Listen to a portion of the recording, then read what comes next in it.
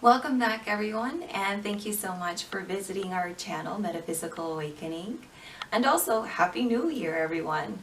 As we welcome the year 2022, how many of us have taken the time to reflect on the previous year? Have you looked at what you've accomplished in 2021? I know that it was probably a dreadful year for some, but even for those, have you looked back at what you learned from your experiences? Even in bad times, we can take some time to reflect on those situations in order to either avoid them or handle them better if the need arises.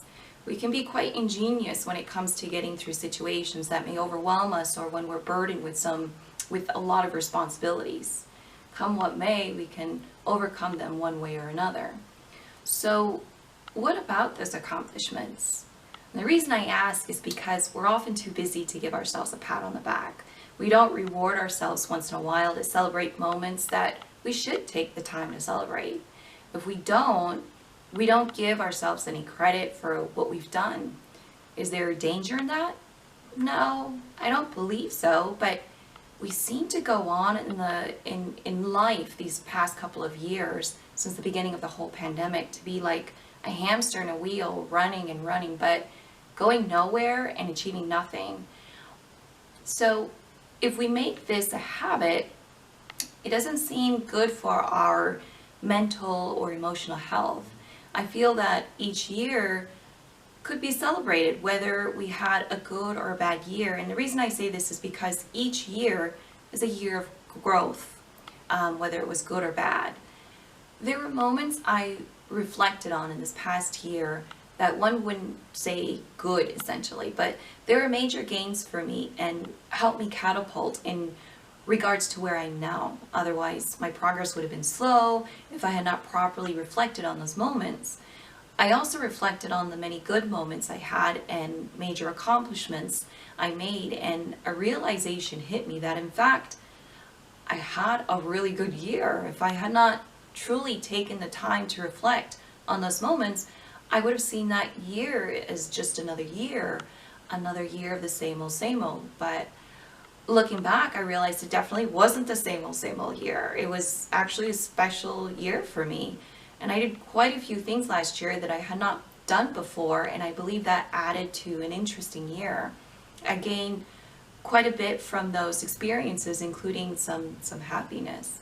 You see, what I've learned through those experiences is not only more about myself and what I can do, but how they created a sense of stability into my existence.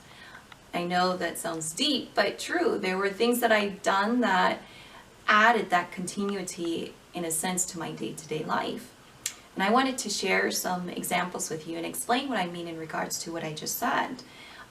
Okay, so an example would be of myself taking care of a baby pigeon who fell out of a nest along with her sibling who didn't make it, unfortunately.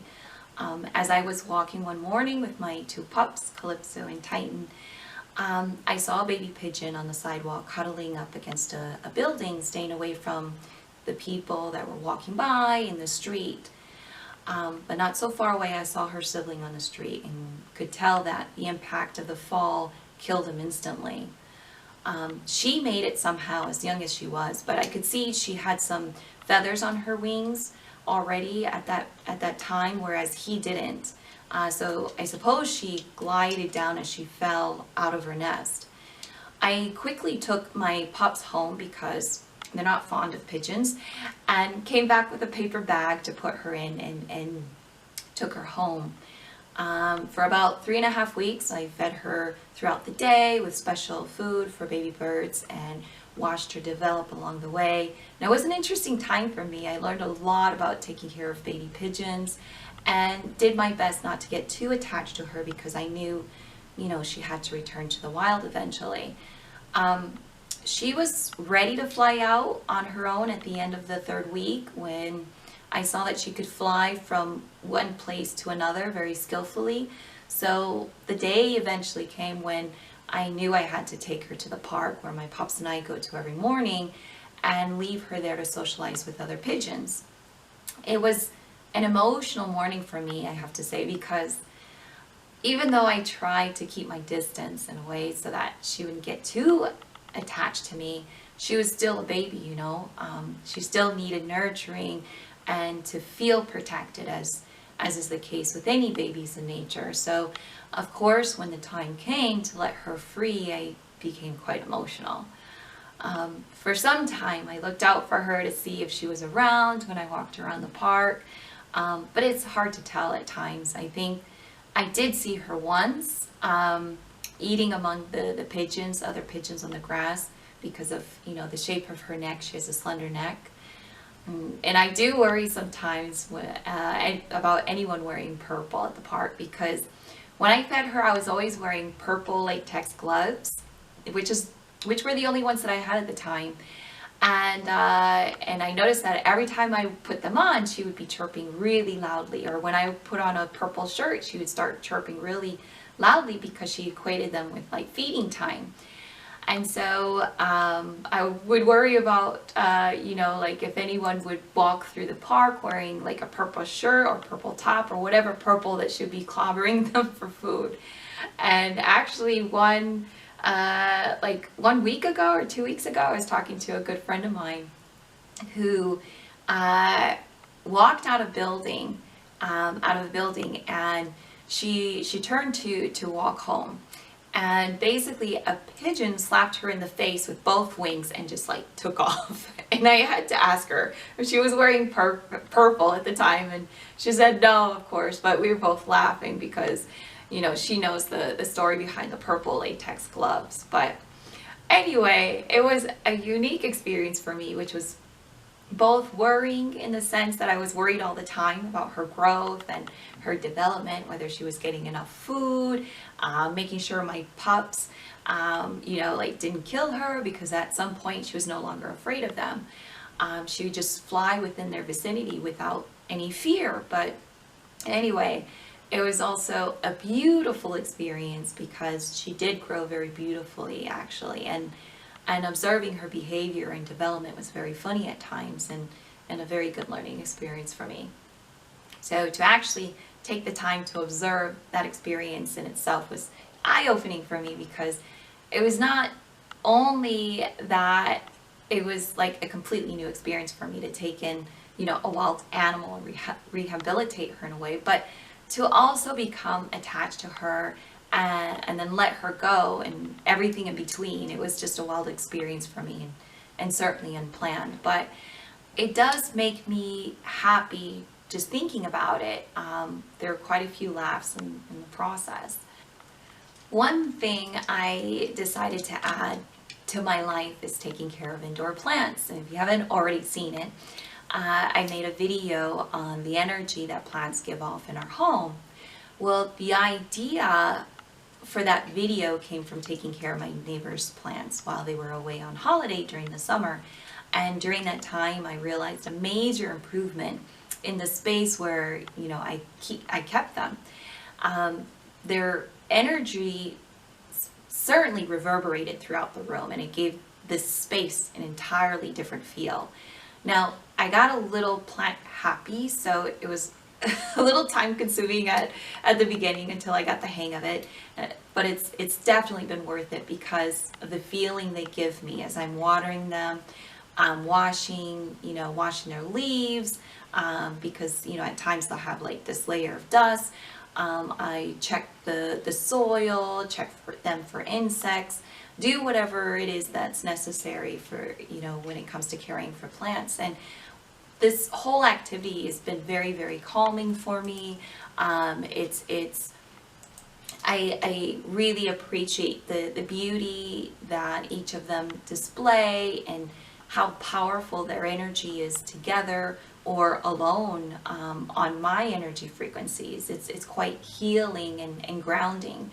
And you can feel how zen this space is and how it's basically become my sanctuary. And, you know, the plants have a lot to do with that. So what I find is that having them in my life has been an eye-opener in the sense that they create such a peaceful environment within a space that was stagnant before. there was not much energy flowing here, but now it's continuously flowing and it's very refreshing and peaceful. And another thing is that they give me a sense of peace when I'm around them. Previously, I mentioned how some experiences have created a sense of stability into my existence. Well, in a way, plants have done that in two ways. Taking care of them grounds me and allows me to express that nurturing side of me. And this creates stability for me because they not only help me find inner peace, but also allows me to express what comes out naturally from me in the sense of nurturing. Another experience I wanted to share is one of hardship that I dealt with. The hardship had to deal with the loss of a loved one. With the changes in policies taking place around the world, this, has restricted many of us from traveling freely. This hardship was was hard to overcome due to the helplessness we felt. But in time, we've learned to, even through distance, we find ways to comfort each other metaphysically or just by using our phones. Even in times like these, we've learned that in helpless situations, we'll overcome it one way or another. We just need to decide how we want to overcome it.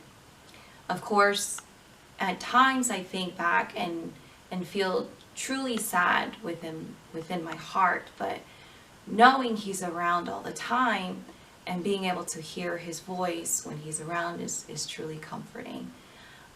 What I hold on to most is that he's happy and at peace on the other side. There's no doubt on my mind about that. Knowing that brings me peace as well. Of course, much more took place last year, but I just wanted to give you a few examples of moments that I reflected on and what I've learned from them, the good, the bad, and the interesting.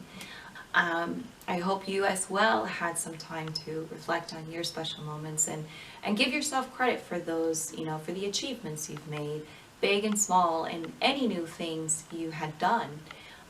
If you hadn't done anything new, do something new this year. Spice up your life, as they say.